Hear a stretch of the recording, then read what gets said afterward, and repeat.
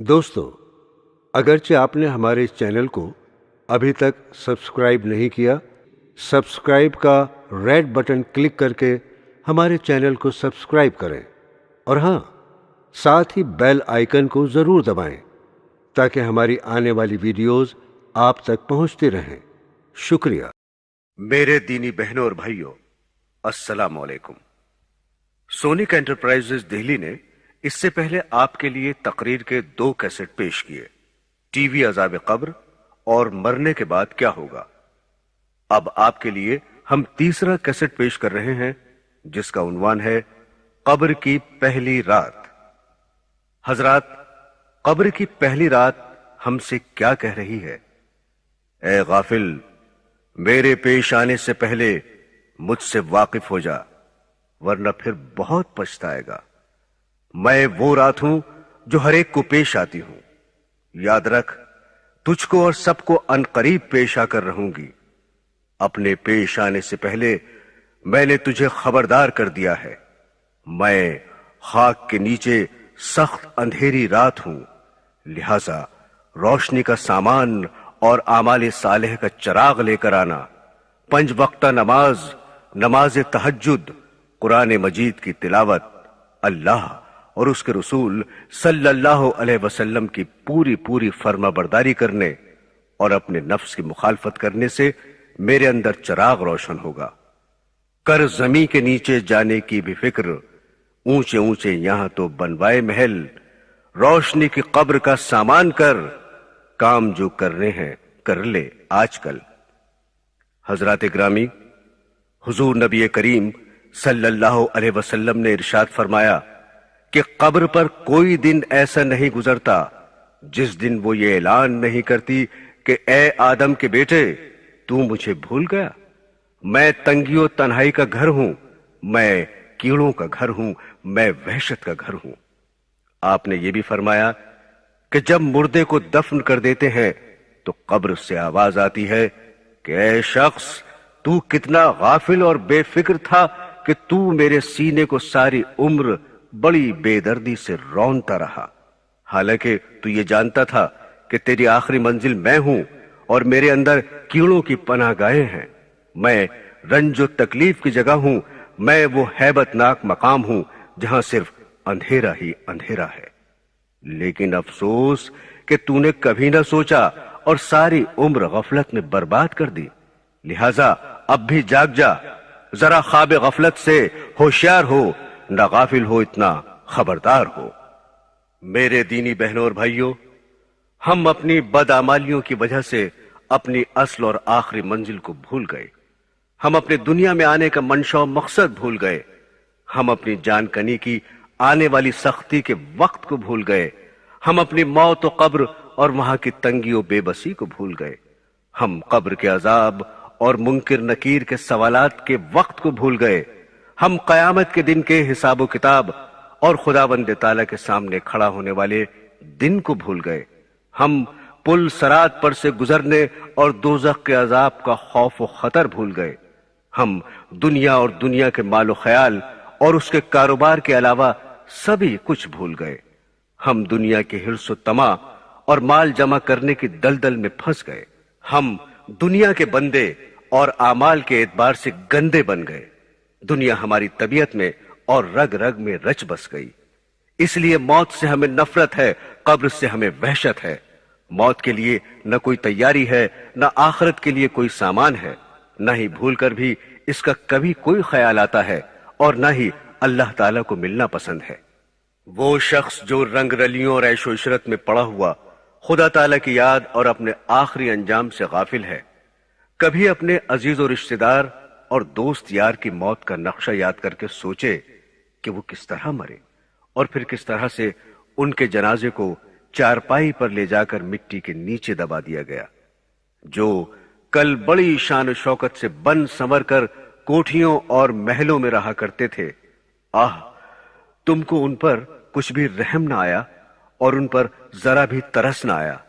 جو کل تم پر فدا ہوتے اور جان دیتے تھے، تم نے ان پر اپنے ہاتھوں سے مٹی ڈال دی۔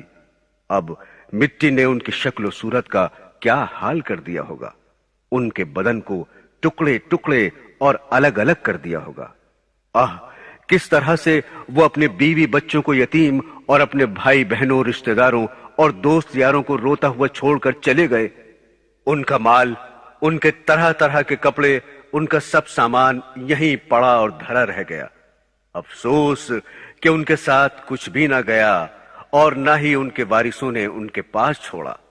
مرتے ہی ان کے سب کپڑے اتار لیے گئے، ان کی گھڑی اور ان کی انگوٹھی تک اتار لی گئی، ان کے سب خزانوں پر قبضہ کر لیا گیا، ان کو بالکل برہنہ اور ننگا کر دیا گیا، ان کو کفن میں لپیٹ کر دور سنسان ویران جنگل میں لے جا کر سینکڑوں من مٹی کے نیچے دبا دیا گیا۔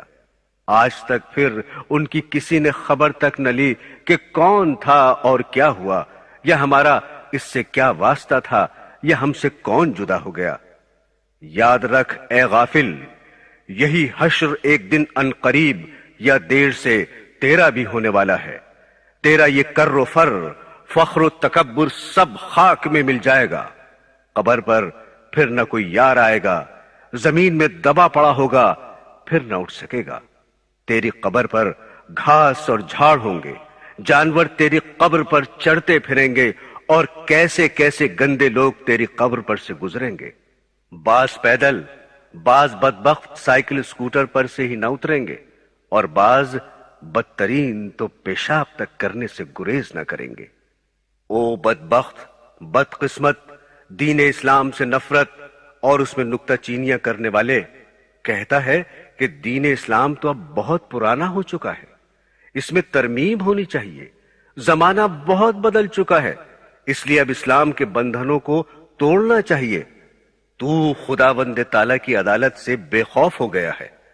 او نزاکت کے پتلے، جو نرم نرم بستروں پر پڑا ساری رات مزے لے کر سوتا اور خدا کی یاد سے غافل ہوتا ہے، خاک کے بستر اور مٹی کے گھر کو بھلا دینے والے، کوٹھیوں اور محلوں کے عاشق، اپنی منمانی اور جی چاہی کرنے والے، خدائے پاک کے حکموں کو بھلا دینے والے، اپنے گریبان میں منہ ڈال کر ذرا سوچ کہ جن کو تو آج جنگل میں تنہا چھوڑ کر مٹی کے نیچے دبا کر آیا ہے، وہ کس طرح سے محفلوں میں بیٹھ کر قہقہے لگاتے اور ہنسا کرتے تھے، اور دوسرے کمزور لوگوں کا مذاق اڑایا کرتے تھے۔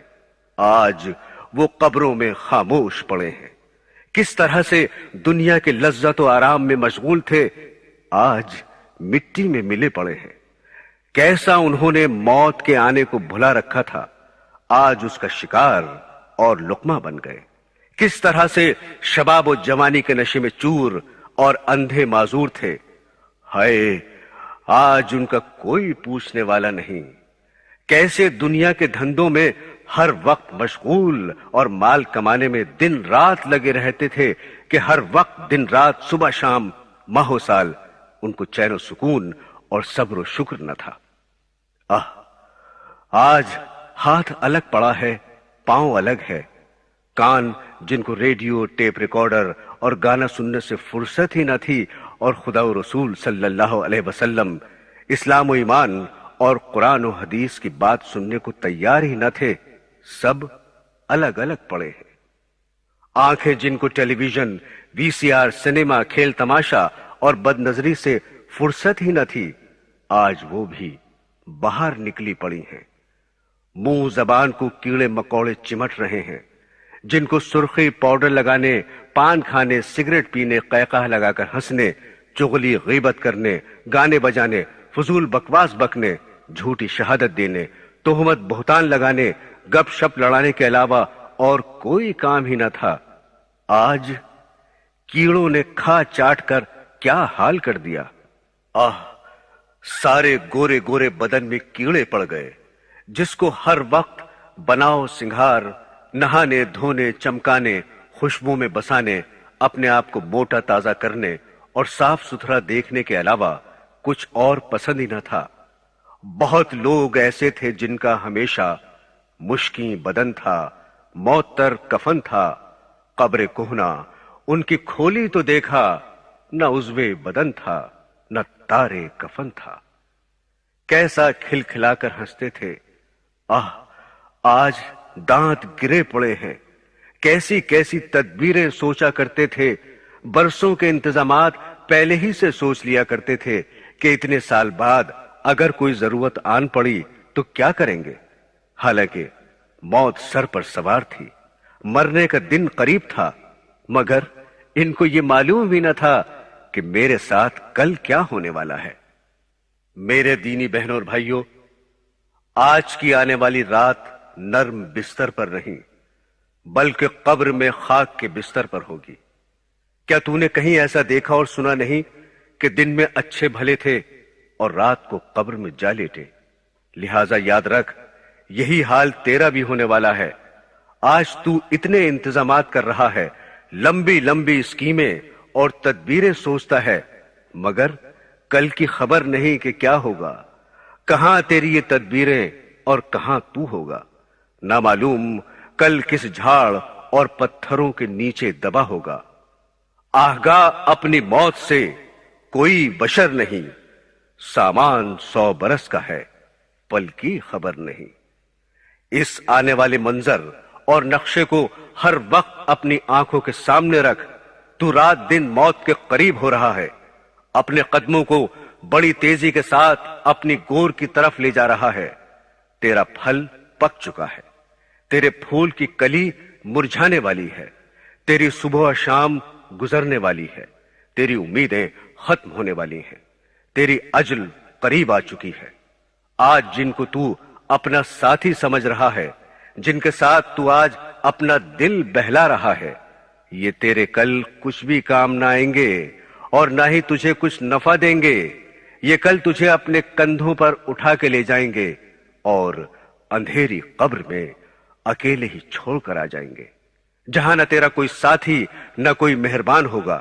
اس لیے آج اس دن کے لیے فکر کر لے اور وہاں کی نجات کی تیاری کر لے.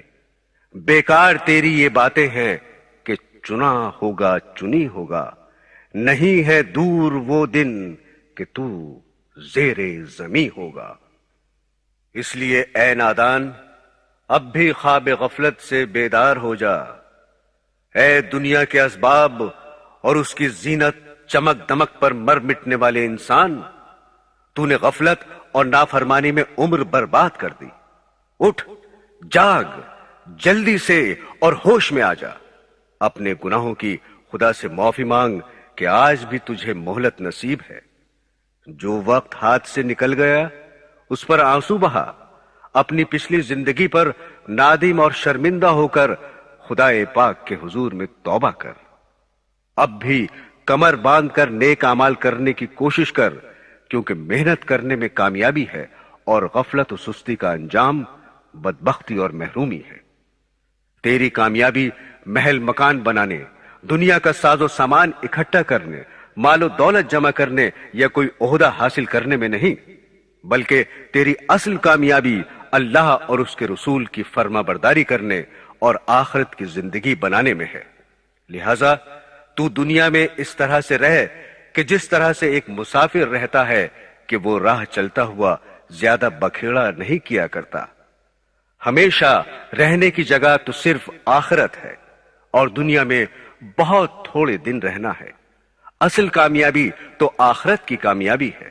جس کو آخرت کی کامیابی نصیب ہو گئی وہ اپنی مراد کو پہنچ گیا. دنیا میں آج تک جتنے بھی لوگ آئے وہ سب کے سب اپنی منزل کی طرف کوچ کر گئے.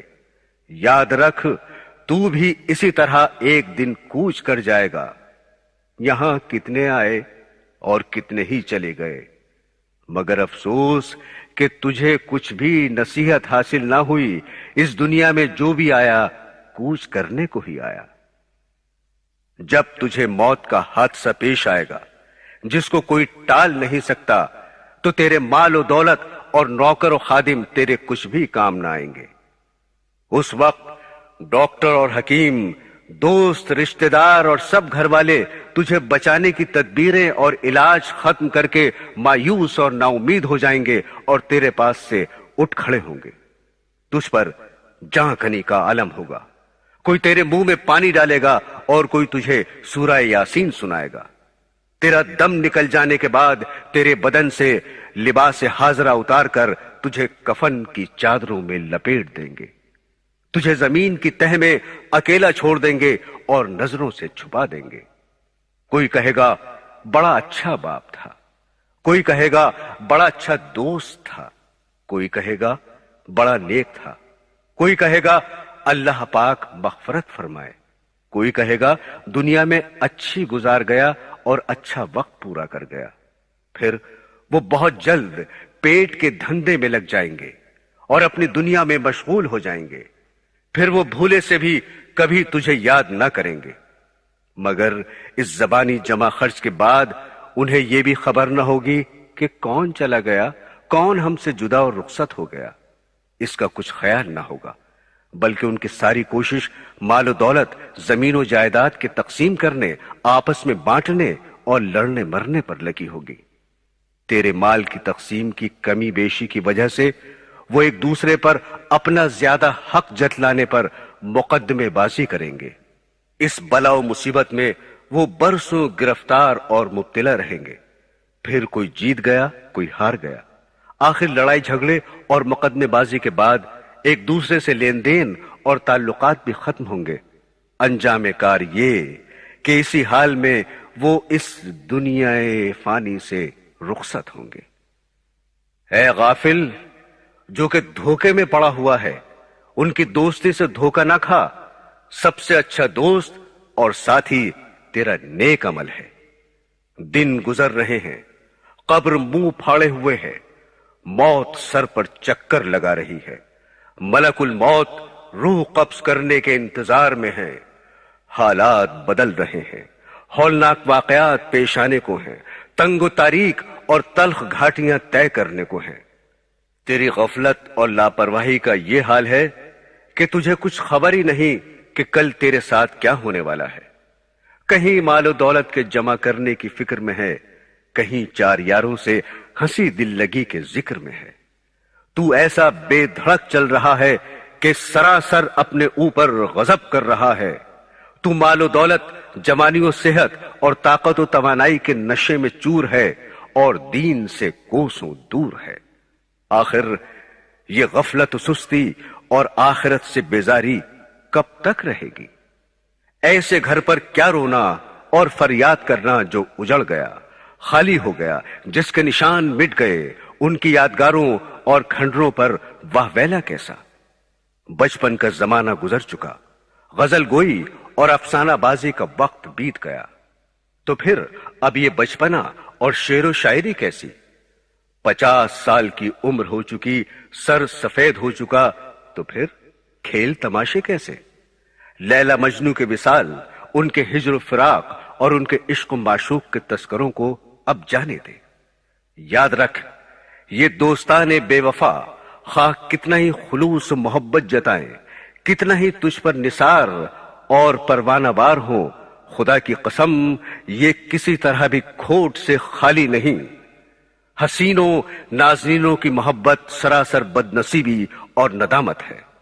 تیرا یہ ہر روز کا بننا سمرنا اور ہم نشینوں کے ساتھ رنگ رلیاں منانا، شراب و کباب کے نشے میں بدمست اور مدہوش رہنے کا انجام سوائے آخرت کی ذلت و رسوائی کے اور کیا ہے؟ اب بھی وقت ہے، میرا کہنا مان جا کہ ہر محبوب کی محبت سے بیزار اور دست بردار ہو کر حضور نبی کریم صلی اللہ علیہ وسلم سے الفت و محبت کا رشتہ جوڑ لے اور دل و جان سے ہر کام میں ان کی پوری فرما برداری کر اور اسی پر اپنی نجات کا بھروسہ اور امید رکھ۔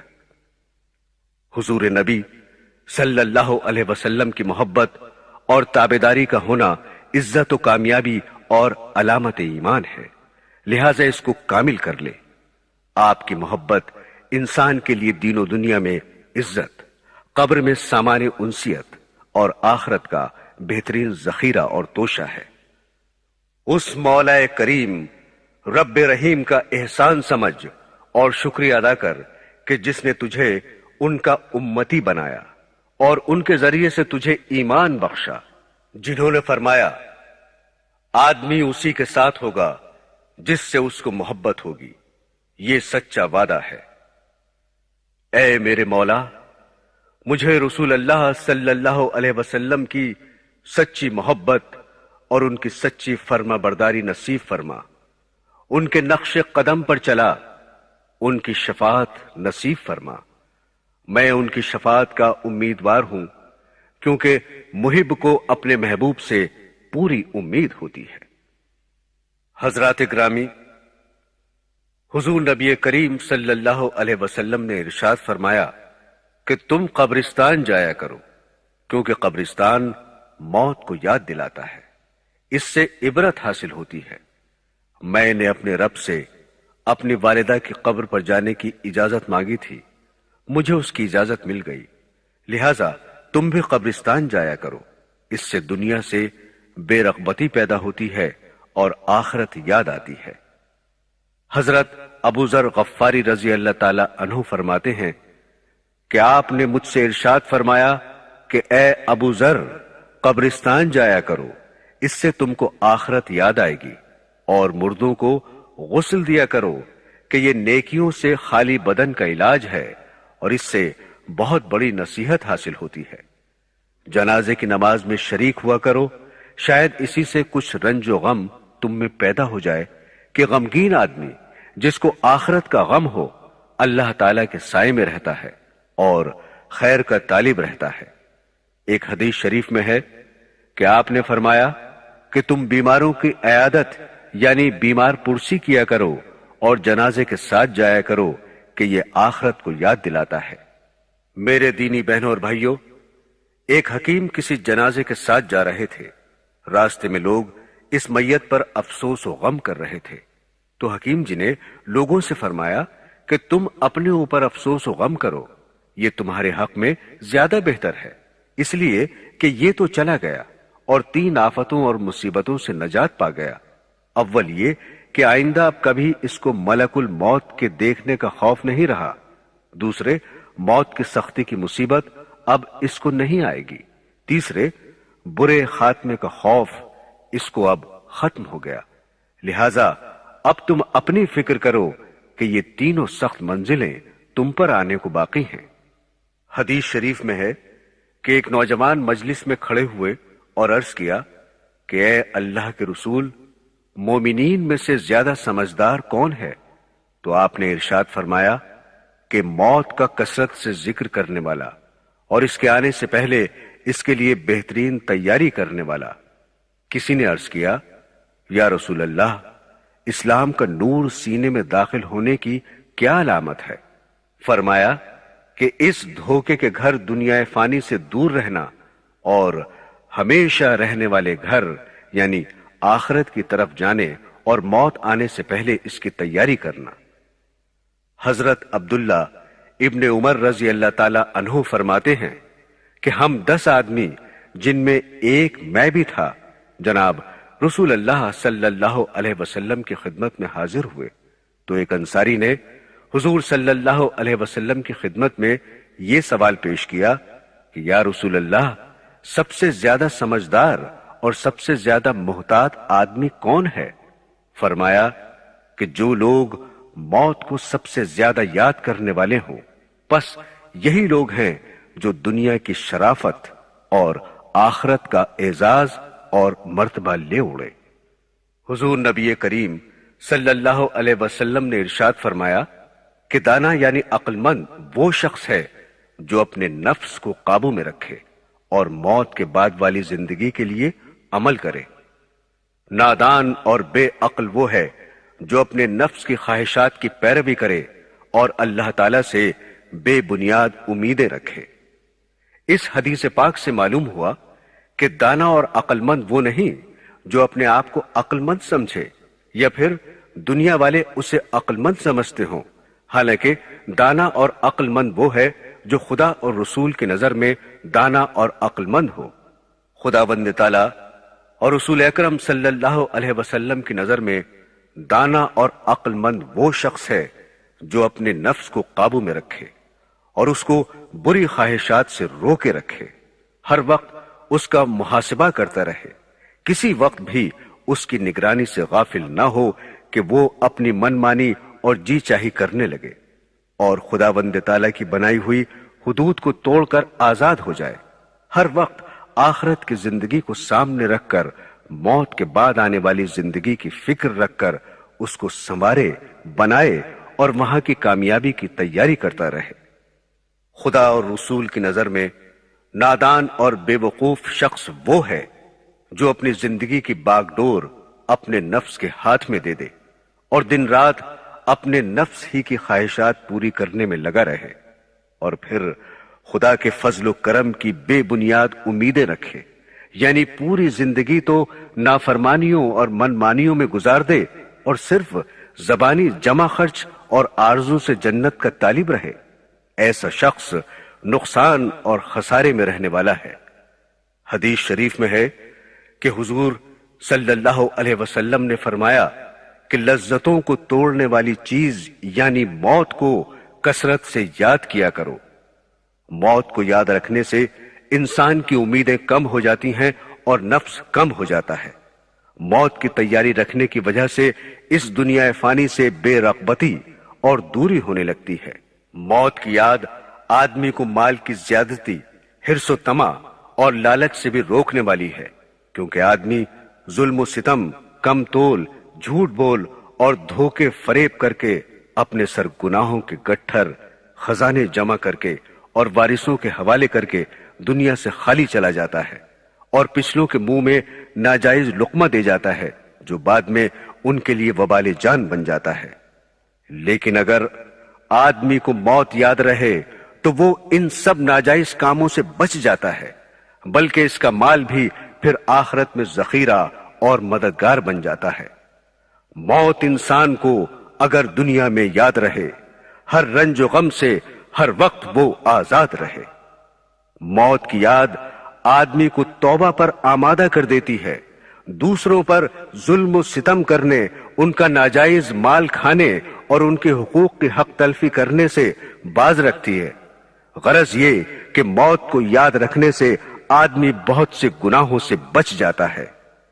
یاد رکھنا موت کا اکسیر ہے، غم سے بچنے کی بس یہی تدبیر ہے۔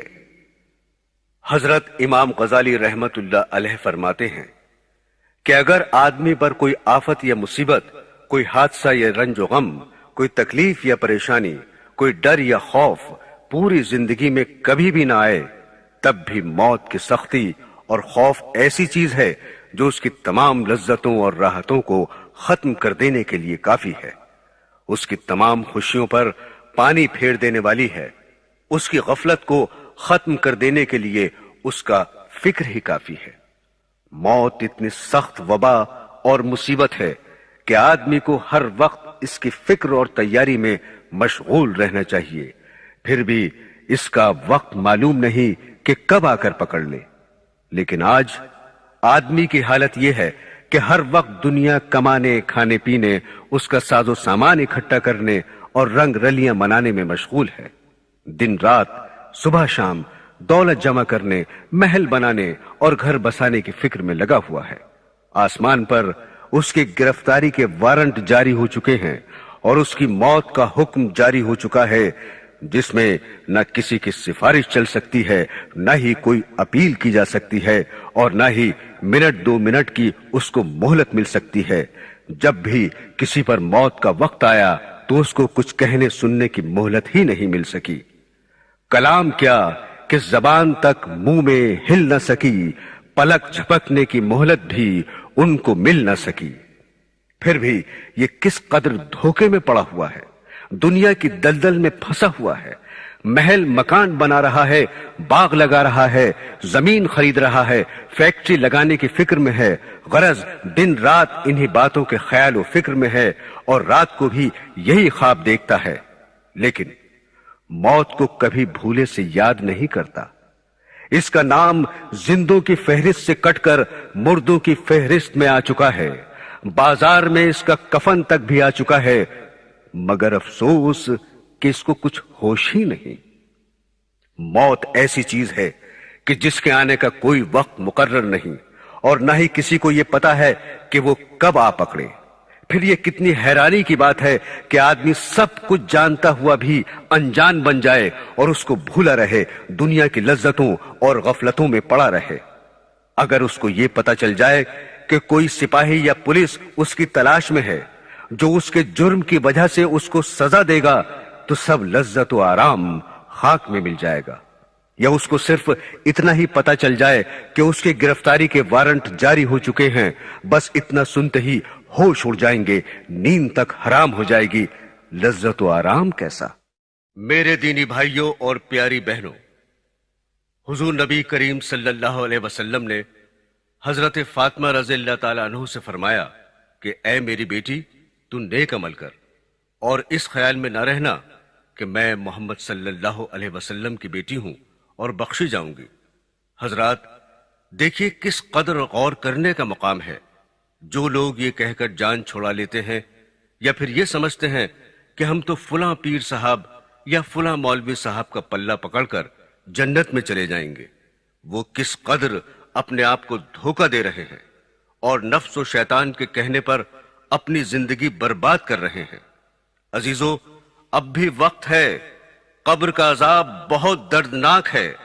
موت ایسی چیز ہے کہ جس کے آنے کا کوئی وقت مقرر نہیں۔ موت بہت تیز رفتاری سے ہماری طرف بڑھ رہی ہے۔ خدا را، آخرت کی فکر کرو اور عذاب قبر سے پناہ مانگو۔ آگاہ اپنی موت سے کوئی بشر نہیں، سامان 100 برس کا ہے، پل کی خبر نہیں۔ حضرات، حضرت فاطمہ زہرا رضی اللہ تعالیٰ عنہ کی وفات کے بعد جب رات کو ان کا جنازہ قبر میں اتارا گیا تو حضرت ابو ذر غفاری رضی اللہ تعالیٰ عنہما نے اپنے جوش غم میں قبر سے خطاب کر کے فرمایا کہ اے قبر، کیا تجھے کچھ خبر بھی ہے کہ ہم کس کا جنازہ لے کر آئے ہیں؟ یہ بیٹی ہیں رسول اللہ صلی اللہ علیہ وسلم کی، یہ بیوی ہیں حضرت علی کرم اللہ وجہ کی، یہ والدہ ہیں حضرت امام حسین اور حسن رضی اللہ تعالی عنہما کی، اور یہ فاطمہ زہرا ہیں جنت کی عورتوں کی سردار۔ قبر سے آواز آئی کہ اے ابو ذر، قبر حسب و نسب بیان کرنے کی جگہ نہیں ہے، یہاں تو صرف نیک اعمال کا ذکر ہے۔ یہاں تو وہی آرام پائے گا جس کے اعمال اچھے ہوں، جو سچے دل سے اللہ اور اس کے رسول کے فرما بردار ہوں گے۔ حضرات، ابھی آپ نے قبر کی آواز سنی، لیجئے اب ہم آپ کو قبر کے بارے میں کچھ اور تفصیلات بتا رہے ہیں۔ امید ہے آپ ان واقعات کو سن کر عبرت حاصل کریں گے۔ ابن حجر مکی کا بیان ہے کہ عبد الباسط نامی ایک شخص قاضی شہر کا چپراسی تھا۔ وہ شروع میں بہت غریب تھا، مگر اس نے ناجائز ذرائع سے خوب دولت سمیٹی، لیکن جب وہ مر گیا اور دفن کر دیا گیا تو دفن کرنے کے بعد قبر ذرا سی کھل گئی اور ہم نے دیکھا کہ ایک زنجیر کے اندر ایک بڑے سانپ کو اس کی لاش سے باندھ دیا گیا ہے۔ ہم نے ڈر کر قبر پر مٹی ڈال دی اور عبرت لے کر گھر لوٹے۔ ابن جوزی رحمت اللہ علیہ سے روایت ہے کہ حضرت عیسیٰ علیہ السلام اپنے ساتھیوں کے ہمراہ جا رہے تھے۔ راستے میں کسی مردے کی ایک کھوپڑی نظر آئی۔ آپ کے ساتھیوں نے درخواست کی کہ اے روح اللہ، آپ اللہ تعالیٰ سے دعا فرمائیں کہ اس کھوپڑی کو قوت گویائی عطا فرما دے اور یہ کھوپڑی گزرے ہوئے عجیب واقعات ہم کو سنا دے، اس سے ہم کو عبرت حاصل ہوگی۔ حضرت عیسیٰ علیہ السلام نے 2 رکعت نماز پڑھی اور اللہ تعالیٰ سے دعا کی۔ آپ کی دعا قبول ہوئی اور کھوپڑی بول اٹھی کہ اے روح اللہ، پوچھئے، کیا پوچھتے ہیں؟ اللہ تعالیٰ کا حکم ہے کہ میں آپ کی باتوں کا جواب دوں۔ آپ نے پوچھا، تو اس دنیا میں کون سی شخصیت رکھتا تھا؟ کھوپڑی نے جواب دیا، میں اس زمین کا بادشاہ تھا، 1000 برس زندہ رہا، 1000 اولاد مجھ سے ہوئیں، 1000 شہر فتح کیے، 1000 لشکروں کو شکست دی اور 1000 بادشاہوں کو قتل کیا۔ بالآخر اس فاتح زمانہ کو موت آئی۔ میں نے اچھی طرح یہ معلوم کر لیا کہ زہد و تقوی سے بڑھ کر کوئی دولت نہیں اور حرص و طمع میں ہلاکت ہی ہلاکت ہے، اور اللہ تعالی کی تقدیر پر راضی رہنے میں سب سے بڑی عزت ہے۔ محترم سامعین، اب ہم جو واقعہ آپ کو سنا رہے ہیں وہ بڑا عبرتناک اور دل ہلا دینے والا ہے۔ خدا ہم سب مسلمانوں کو قبر کے عذاب سے بچائے۔ لیجئے ایک کفن چور کی داستان سنیے۔ حضرت سیدنا حسن بصری رحمت اللہ علیہ کے دست مبارک پر ایک ایسے کفن چور نے توبہ کی جس نے تقریباً 2200 کفن چرائے تھے۔ حضرت حسن بصری رحمت اللہ علیہ کے دریافت کرنے پر اس نے 3 قبروں کے واقعات بیان کیے۔ ایک بار میں نے ایک قبر کھودی تو اس میں ایک دل ہلا دینے والا منظر دیکھا۔ کیا دیکھتا ہوں کہ مردے کا چہرہ سیاہ ہے، پاؤں میں آگ کی زنجیریں ہیں اور اس کے منہ سے خون اور پیپ جاری ہے، نیز اس قدر بدبو آ رہی ہے کہ دماغ پھٹا جا رہا ہے۔ یہ خوفناک منظر دیکھ کر میں ڈر کر بھاگنے ہی والا تھا کہ مردہ بول پڑا، کیوں بھاگتا ہے؟ اور سن کہ مجھے کس گناہ کی سزا مل رہی ہے۔ میں مردے کی پکار سن کر ٹھٹک کر کھڑا ہو گیا اور تمام ہمت اکٹھی کر کے قبر کے قریب گیا، اور جب اندر جھانک کر دیکھا تو عذاب کے فرشتے اس کی گردن میں آگ کی زنجیریں باندھے بیٹھے تھے۔ میں نے مردے سے پوچھا، تو کون ہے؟ اس نے جواب دیا، میں مسلمان ابن مسلمان ہوں، مگر افسوس میں شرابی اور زانی تھا اور اسی بدمستی کی حالت میں مرا اور عذاب میں گرفتار ہو گیا۔ ایک مرتبہ جب کفن چرانے کی غرض سے میں نے قبر کھودی تو ایک کالا مردہ زبان نکالے برہنہ کھڑا ہو گیا۔ اس کے چاروں طرف آگ لپک رہی تھی، فرشتے اس کے گلے میں زنجیریں باندھے کھڑے تھے۔ اس شخص نے مجھے دیکھتے ہی پکارا، بھائی میں سخت پیاسا ہوں، مجھے تھوڑا سا پانی پلا دو۔ فرشتوں نے مجھ سے کہا، خبردار اس بے نمازی کو پانی مت دینا۔ پھر میں نے ہمت کر کے اس مردے سے پوچھا، تو کون تھا اور تیرا جرم کیا ہے؟ اس نے جواب دیا، میں مسلمان تھا مگر افسوس میں نے اللہ تعالی کی بہت نافرمانیاں کی ہیں اور میری طرح بہت سے لوگ عذاب میں گرفتار ہیں۔ میرے دینی بھائیوں، دیکھا آپ نے، بے نمازی، شرابی، زانی اور اللہ تعالی کی نافرمانی کرنے والے کس قدر خوفناک عذاب میں مبتلا دیکھے گئے۔ یاد رکھیے، عذاب قبر حق ہے۔ عذاب قبر دراصل عذاب برزخی کو کہتے ہیں۔ حضرات، ناحق فیصلہ کرنا بھی عذاب قبر ہے۔ لیجئے ایک اندھے کفن چور کا عبرتناک واقعہ سنیے۔ ابو اسحاق ابراہیم بن عبداللہ طالبی رحمت اللہ علیہ کا بیان ہے کہ ہمارے یہاں ایک اندھا کفن چور تھا۔ وہ بھیک مانگتا تھا اور بھیک مانگتے ہوئے وہ کہا کرتا تھا کہ کوئی شخص مجھے کچھ دے تاکہ میں اسے انوکھی خبر سناؤں، اور کوئی شخص مجھے زیادہ دے تاکہ میں اسے انوکھی چیز دکھاؤں۔ ایک دن وہ بھیک مانگتا ہوا آیا، لوگوں نے اس کو دیا، میں بھی وہاں موجود تھا۔ بھیک پا کر اس نے انوکھی چیز دکھانے کے لیے اپنی آنکھوں سے کپڑا ہٹایا۔ میں نے دیکھا کہ اس کی دونوں آنکھیں غائب تھیں اور آنکھوں کے حلقے کا سوراخ آگے سے پیچھے تک آر پار تھا۔ دونوں سوراخ ایسے تھے جیسے 2 ٹکلیاں لگی ہوں، اور سامنے سے اس کی گدی کے پیچھے کی چیزیں صاف نظر آ رہی تھیں۔ پھر اس نے کہا کہ اب میں تم کو انوکھی خبر سناتا ہوں۔ میں اپنے شہر کا کفن چور تھا اور میری کفن چوری اتنی مشہور ہو گئی کہ لوگ مجھ سے ڈرنے لگے اور میں کسی سے نہیں ڈرتا تھا۔ میرے شہر کا قاضی بیمار ہو گیا اور اس کی بیماری سے بچنے کی کوئی امید نہ رہی، تو اس نے مجھے بلایا اور کہا، میں اپنی قبر میں بے عزتی 100 اشرفیوں کے عوض میں تجھ سے خریدتا ہوں۔ یہ 100 اشرفیاں لے لے اور میری قبر سے کفن نہ چرانا۔ میں نے اشرفیاں لے لیں اور چلا گیا۔ قاضی اس بیماری سے اچھا ہو گیا اور موت سے بچ گیا۔ پھر وہ قاضی کچھ عرصے کے بعد بیمار پڑ گیا اور آخر کار مر گیا۔ لوگوں نے اس کو دفن کر دیا۔ میں نے سوچا کہ اس نے جو 100 اشرفیاں دی تھیں وہ پہلی بیماری کی تھیں، اور وہ اب تو دوسری بیماری میں مرا ہے، اس لیے میں نے اس کی قبر کھودی تاکہ اس کا کفن چرا لوں۔ قبر کھودنے پر میں نے عذاب کی آہٹ محسوس کی، اور قاضی قبر میں پریشان حال تھا۔ اس کے بال بکھرے ہوئے تھے اور آنکھیں سرخ تھیں۔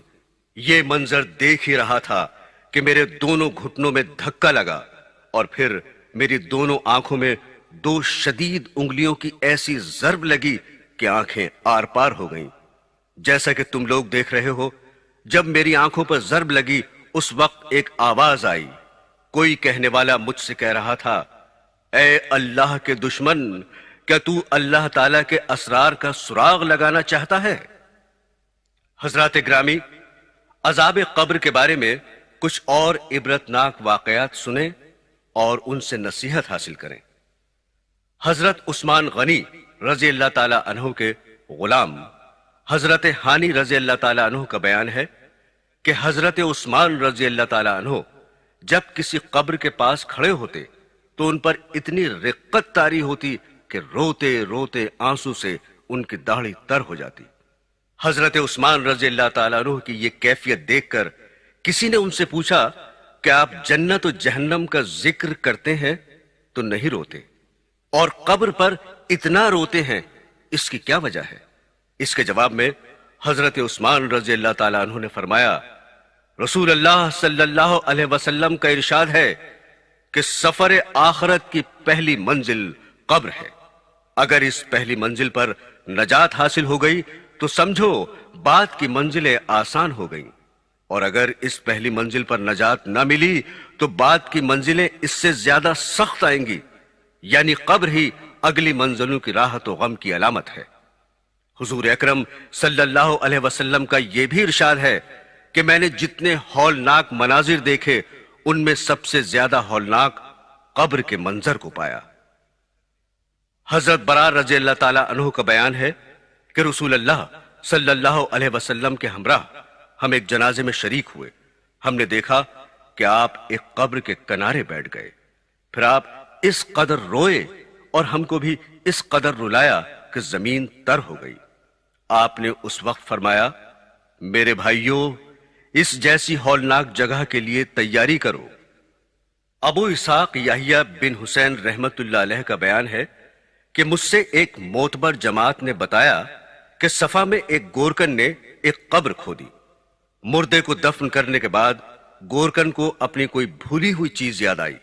اس نے جا کر دوبارہ قبر کھودی اور اس نے یہ عجیب نقشہ دیکھا کہ مردے پر ایک بڑا سانپ تھا، اتنا بڑا کہ اس نے مردے کو گھیر رکھا تھا۔ گورکن ڈر گیا اور اس پر غشی سی طاری ہو گئی۔ اس کے بعد اس کی عقل جاتی رہی۔ پاگل ہونے کے بعد اس نے گورکنی چھوڑ دی۔ ابو اسحاق یحییٰ بن حسین کا بیان ہے کہ ایک معتبر جماعت نے یہ خبر دی کہ سید ہادی اتفاق سے کہیں جا رہے تھے کہ راستے میں ایک کھوپڑی دیکھی اور اس میں لگام بھی تھی۔ سید ہادی نے اس کھوپڑی کو اٹھا کر زمین کے نیچے دفن کر دیا، مگر فوراً ہی زمین نے اپنے اندر سے اس کھوپڑی کو باہر پھینک دیا۔ سید ہادی کو بڑی حیرانی ہوئی، وہ برابر فکر میں رہے۔ اچانک ایک آواز آئی اور سید ہادی بہت دیر تک بے ہوش پڑے رہے۔ ابن حفشب رحمت اللہ علیہ اپنا واقعہ بیان کرتے ہیں کہ میرا ایک بار ایک قبیلے پر گزر ہوا، وہاں ایک قبرستان تھا۔ عصر کے بعد میں نے دیکھا کہ ایک قبر شق ہو گئی اور اس میں سے ایک آدمی نکلا۔ اس کا سر گدھے کا تھا مگر اس کا جسم آدمی کا تھا۔ وہ نکل کر 3 بار گدھے کی طرح چیخا، پھر قبر میں چلا گیا اور قبر بند ہو گئی۔ میں نے اہل قبیلہ سے اس قبر والے کا حال پوچھا تو بتایا گیا کہ وہ شرابی تھا۔ جب اس کی ماں نصیحت کرتی تھی تو وہ کہتا، خواہ مخواہ تو گدھے کی طرح چیختی ہے۔ چنانچہ وہ عصر کے بعد مر گیا اور ہر روز عصر کے بعد اس کی قبر شق ہوتی ہے اور وہ 3 بار چیختا ہے۔ حضرت انس رضی اللہ تعالی عنہ سے روایت ہے کہ نبی کریم صلی اللہ علیہ وسلم ایک جنازے میں تشریف لے گئے۔ جب میت قبر میں رکھ دی گئی تو آپ نے ایک کپڑا طلب فرما کر اس سے قبر کو ڈھانک دیا۔ اس وقت آپ نے فرمایا، قبر میں مت جھانکو، قبر ایک امانت ہے، اگر جھانک کر دیکھو گے تو کہیں یہ منظر نہ دکھائی دے کہ کالا سانپ مردے کی گردن میں توق کی طرح پڑا ہوا ہے، اور اللہ تعالیٰ کہیں یہ حکم نہ دے دے کہ قبر سے زنجیر کی آواز تم کو سنائی دے۔ حضرت ابو ہریرہ رضی اللہ تعالی عنہ سے روایت ہے کہ نبی کریم صلی اللہ علیہ وسلم نے ارشاد فرمایا، اپنے مردوں کو نیک لوگوں کے پاس دفن کیا کرو، کیونکہ مردہ برے پڑوسی سے اس طرح ایذا محسوس کرتا ہے جس طرح زندہ آدمی برے پڑوسی سے ایذا پاتا ہے۔ حضرت ابن عباس رضی اللہ تعالی عنہ سے روایت ہے کہ سرور کائنات صلی اللہ علیہ وسلم نے ارشاد فرمایا، جب تمہارا کوئی آدمی وفات پا جائے تو اس کو اچھا کفن دو اور اس کی وصیت پر جلد عمل کرو، اور اس کی قبر اچھی کھودو اور اس کے لیے اچھا پڑوسی تلاش کرو۔ صحابہ نے عرض کیا، اے اللہ کے رسول، کیا نیک پڑوسی اس کو آخرت میں کچھ فائدہ پہنچا سکتا ہے؟ حضور نے ارشاد فرمایا، کیا دنیا میں نیک پڑوسی سے کچھ فائدہ ہوتا ہے؟ صحابہ نے عرض کیا، ہاں۔ آپ نے فرمایا، اسی طرح آخرت میں بھی نیک پڑوسی مفید ہوتا ہے۔ صدقہ بن خالد رحمت اللہ علیہ نے دمشق کے بعض مشائخ سے روایت بیان کی ہے۔ مشائخ کہتے ہیں کہ ہم حج کو گئے، ہمارے ایک ساتھی راستے میں انتقال کر گیا، ہم نے وہاں کی آبادی میں سے ایک کدال لے کر اس کی قبر کھودی اور اس مردے کو اس میں دفن کر دیا۔ دفن کرنے کے بعد یاد آیا کہ کدال تو قبر میں ہی بھول گئے۔ ہم نے قبر کو پھر کھودا تو دیکھتے ہیں کہ اس مردے کی گردن اور دونوں ہاتھوں کو اس کدال میں باندھ دیا گیا ہے۔ ہم نے یہ دہشت ناک منظر دیکھ کر قبر کو مٹی سے پاٹ دیا اور کدال کو نہ نکال سکے۔ کدال کے مالک کو اس کی قیمت دے کر راضی کیا۔ جب ہم وہاں سے لوٹ کر آئے تو اس مردے کی بیوی سے اس کا حال پوچھا۔ اس نے بتایا کہ میرا خاوند ایک شخص کے ہمراہ جا رہا تھا، اس شخص کے پاس مال تھا، میرے خاوند نے اس کو قتل کر کے اس کا سارا مال لوٹ لیا تھا، اور اسی مال سے یہ حج کو جا رہا تھا۔ حضرت امام حسین رضی اللہ تعالی عنہ کے قاتلوں کا سردار عبید اللہ ابن زیاد جب مقتول ہوا تو اس کا سر اور اس کے ساتھیوں کے سر میدان میں رکھے گئے۔ اچانک ایک بڑا سانپ نمودار ہوا، تمام لوگ اس کے خوف سے ادھر ادھر منتشر ہو گئے۔ وہ سانپ تمام سروں میں گھستا پھرتا باہر نکلتا رہا، یہاں تک کہ ابن زیاد کے دونوں نتنوں میں داخل ہو کر پھر اس کے منہ سے باہر نکلا۔ کئی بار اسی طرح کر کے وہ چلا گیا، پھر لوٹ آیا اور دوسرے سروں کے ساتھ بھی یہی برتاؤ کرتا ہوا غائب ہو گیا۔ کچھ معلوم نہیں ہوا کہ کہاں سے آیا تھا اور کہاں غائب ہو گیا۔ حافظ ابن قیم رحمت اللہ علیہ بیان کرتے ہیں کہ ابو عبداللہ محمد صرافی رحمت اللہ علیہ نے یہ واقعہ بیان کیا ہے کہ میں اپنے گھر سے ایک دن نکلا اور باغ کی طرف جا رہا تھا۔ چلتے چلتے جب سورج چھپنے کا وقت آیا تو میرا گزر ایک قبرستان پر ہوا، تو میں نے ایک قبر دیکھی جو شیشہ گر کی بھٹی کی طرح انگاروں سے سرخ ہو رہی تھی، اور اس آگ کے بیچ میں ایک مردہ پڑا ہوا تھا۔ تو میں نے وہاں کے لوگوں سے قبر والے کا حال دریافت کیا تو لوگوں نے بتایا کہ وہ چنگی وصول کیا کرتا تھا، آج ہی لوگوں نے اس کو دفن کیا ہے۔ ایک حدیث میں منقول ہے کہ ایک جوان آدمی نہایت غمگین خلیفہ عبد الملک کے پاس آیا۔ عبد الملک نے اس کے رنج و غم کی وجہ پوچھی تو اس غمزدہ نے کہا، میں اپنے گناہ کے سبب سے غمگین ہوں۔ عبد الملک نے کہا کہ تیرا گناہ آسمان و زمین سے تو بڑا نہیں۔ اس نے کہا کہ اس سے بھی بڑا ہے۔ پھر عبد الملک نے پوچھا کہ تیرا گناہ بڑا ہے یا اللہ تعالی کی رحمت؟ اس پر اس نوجوان نے خاموشی اختیار کی۔ پھر عبد الملک نے اس سے پوچھا، تیرا کون سا گناہ ہے؟ اس کے بعد اس نے بتایا کہ میں کفن چور تھا، 5 قبروں کے مردوں نے مجھ کو توبہ کرنے پر مجبور کر دیا۔ میں نے ایک پہلی قبر کھودی تو اس کے مردے کو دیکھا کہ اس کا منہ قبلے کی طرف سے پھیر دیا گیا تھا اور اس کا دوسرا عذاب بھی دیا جا رہا تھا۔ میں وہاں سے ڈر کر چلا تو غیب سے آواز آئی کہ تو اس مردے سے یہ کیوں نہیں پوچھتا وہ کس وجہ سے اس عذاب میں گرفتار ہے؟ میں نے کہا کہ میں نہیں پوچھ سکتا۔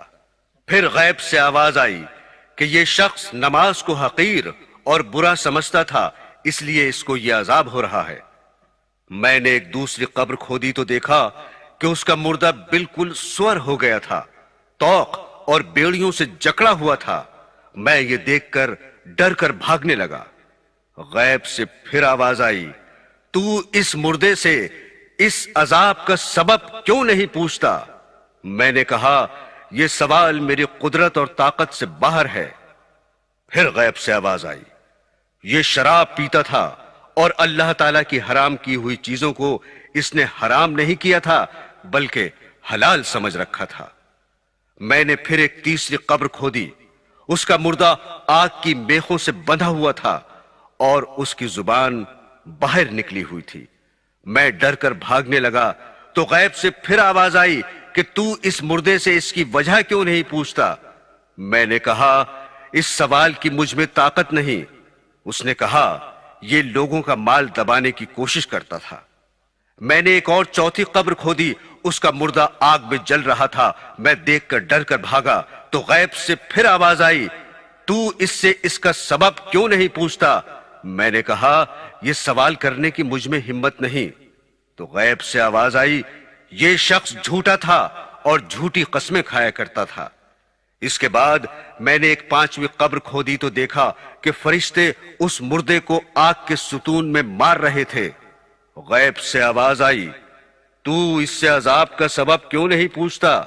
میں نے کہا میرے اندر اتنی طاقت ہی نہیں کہ میں پوچھ سکوں۔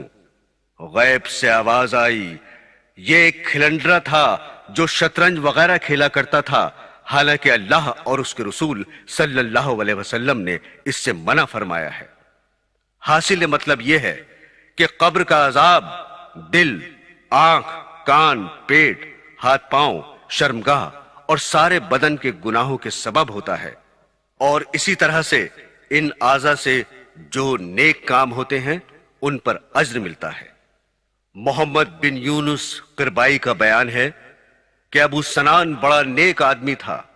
اس نے یہ واقعہ بیان کیا کہ ایک شخص کے بھائی کا انتقال ہو گیا۔ جب میں اس کے افسوس کو گیا تو اس کو بڑا رنجیدہ پایا۔ اپنے غم کی وجہ اس نے یہ بتائی کہ جب میرے بھائی کو دفن کر دیا گیا تو میں نے قبر سے ایک آواز سنی، وہ کہہ رہی تھی، آہ میرا بھائی۔ میں نے یہ سن کر قبر کھودنا شروع کر دی تو پھر دوسری آواز آئی کہ ایسا نہ کر، لہٰذا میں نے مٹی برابر کر دی۔ لیکن پھر یہ آواز آئی کہ آہ میرا بھائی۔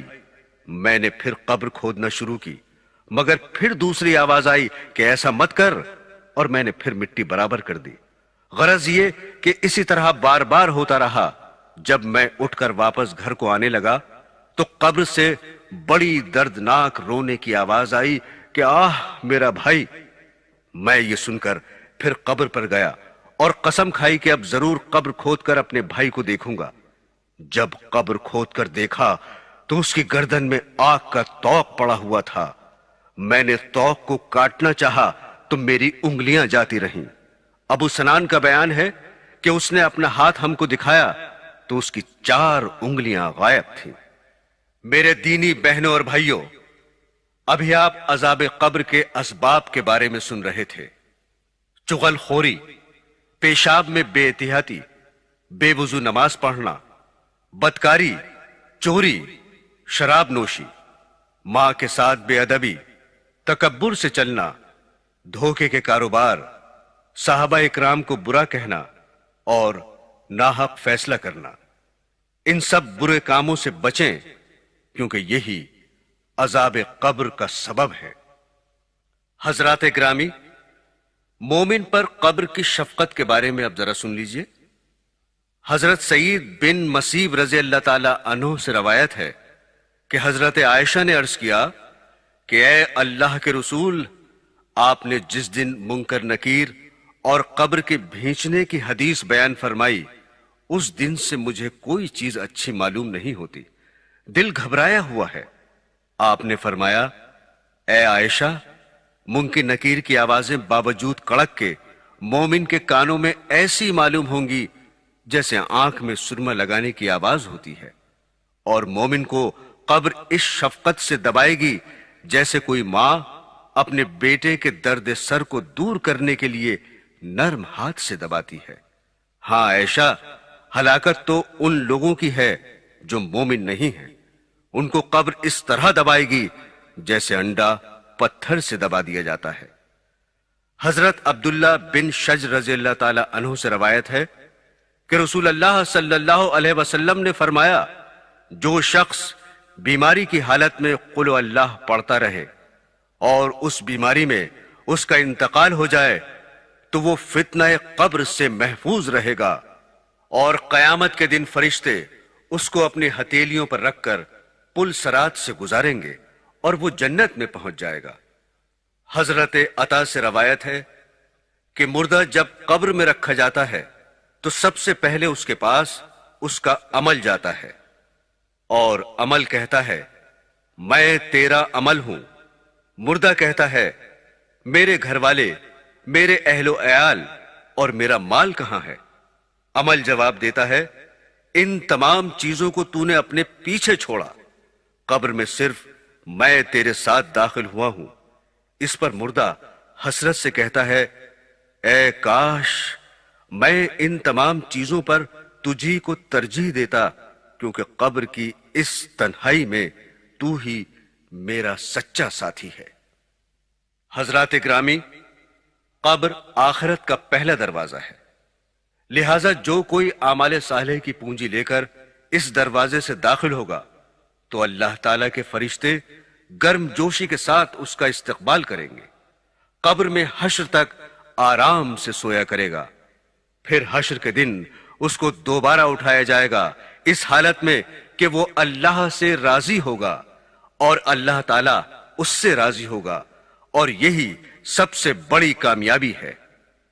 کتنے خوش نصیب ہیں وہ لوگ جو نیکیوں کی پونجی لے کر اس منزل قبر میں داخل ہوتے ہیں تو قبر ان کے لیے جنت کا باغ بن جاتی ہے، اور جو لوگ بد اعمال کا ذخیرہ جمع کر کے لے جاتے ہیں تو ان کے لیے قبر جہنم کا گڑھا بن جاتی ہے۔